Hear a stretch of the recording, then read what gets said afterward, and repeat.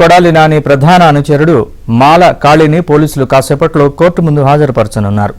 Gudivada TDP office మాజీ ఎమ్మెల్యేపై దాడి కేసులో కాళీ కీలక సూత్రధారిగా ఉన్నాడు. ఈ కేసులో నిన్ననే కాళీని అస్సాంలో పోలీసులు అదుపులోకి తీసుకున్నారు.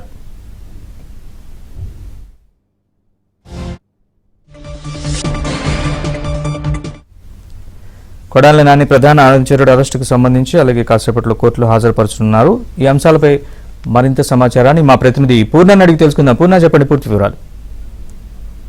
నరేష్, కొడాలి నాని ప్రధాన అనుచరుడు కాళీని నిన్న పోలీసులు అస్సాంలో అదుపులో తీసుకున్నారు. అయితే ఈ రోజు న్యాయస్థానం ముందు కూడా ప్రవేశపెట్టడం జరిగింది. న్యాయస్థానం ఆయనకి ఈ నెల 10వ తేదీ వరకు రిమాండ్ కూడా విధించడం జరిగింది. ఏదైతే కాళీ అనేక కేసులో మొత్తం కూడా ప్రధాన సూత్రధారిగా నిలిచాడు. అయితే ఇప్పుడు ప్రస్తుతానికైతే కాళీని అరెస్ట్ చేసింది. అంటే 2022 డిసెంబర్ 25వ తేదీన మాజీ ఎమ్మెల్యే రావి వెంకటేశ్వరరావు పైన పెట్రోల్ ప్యాకేజ్ తీసుకున్న కేసులో ఆయన్ని అరెస్ట్ చేశారు. ఇప్పటికే ఆ కేసులో దాదాపు 14 మందిని అరెస్ట్ చేశారు.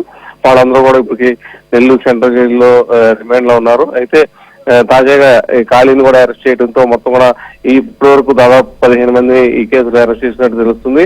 అయితే ఇంకా ఈయన మీద కాళీ మీద అయితే ఇంకా కొన్ని కేసులు కూడా ఉన్నాయి అని కూడా చెప్తున్నారు పోలీసు అధికారులు. ఏ కేసులు ఏంటనేది ఇంకా స్పష్టంగా తెలియలేదు. ఎందుకంటే గుడివాడలో కొడాలి నానికి ముఖ్య అనుచరుడుగా ఉంటూ అక్కడ దందాలకి అరాజకాలకి పెద్దపేట వేస్తూ కూడా ఆయన ఆగడాలు కొనసాగిస్తూ వచ్చాడు. అయితే ఆయన్ని అరెస్ట్ చేయడం పట్ల అటు మొత్తం కూడా ఆ గుడివాడ ప్రజలు అయితే కొంత ఊపిరి అయితే పీల్చుకున్నారు.